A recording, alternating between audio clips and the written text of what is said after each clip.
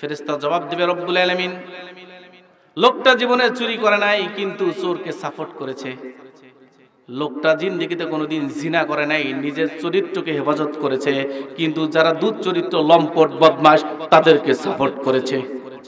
এই লোকটা কোনোদিন সুদ খায় নাই, সুদখোরকে সাপোর্ট করেছে। এই লোকটা কোনোদিন আলেমদেরকে ধমক দেয় নাই, পিটায় নাই, কিন্তু যারা আলেমদেরকে ধরেছে, মেরেছে, বিনা কারণে কারাগারে রেখেছে, ওই ব্যক্তিদেরকে সাপোর্ট করেছে। সুতরাং এই ব্যক্তি আর ওই ব্যক্তির মতো কোনো পার্থক্য নাই। ওরা অন্যায় করে যতটা গুনাহগার হয়েছে, প্রত্যেকটা গুনার অংশ সেই ব্যক্তি পেয়েছে, আমি তার আমলনামায় লিখে দিয়েছি। সুতরাং কাকে সাপোর্ট করবে এটা তোমাকে নির্ধারণ করতে হবে। নবীজি বলেন, কোন ব্যক্তি যদি ভালো কাজ করে, কাউকে যদি ভালো কাজের রাস্তা দেখায়, ওই ভালো কাজ করে যতটুকু সওয়াব পাবে এই ব্যক্তিও ততটুকু পাবে। কোন ব্যক্তি যদি খারাপ কাজ করে, খারাপ কাজের রাস্তা অন্যকে দেখায়, ওই ব্যক্তি খারাপ কাজ করে যতটা গুনাহ পাবে, প্রত্যেকটা গুনার অংশ তোমার আমলনামায় যোগ করা হবে।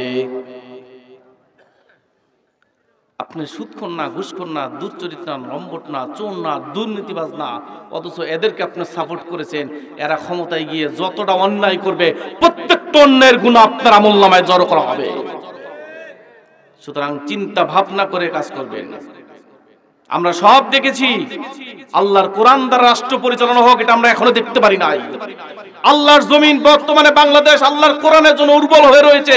একটু পরিশ্রম করেন, একটু চাষ করেন, একটু বীজ বপন করে দেন, আল্লাহর জমিন আল্লাহর কোরআনের ফসল অঙ্কুরিত হবেই, হবেই, হবেই ইনশাআল্লাহ।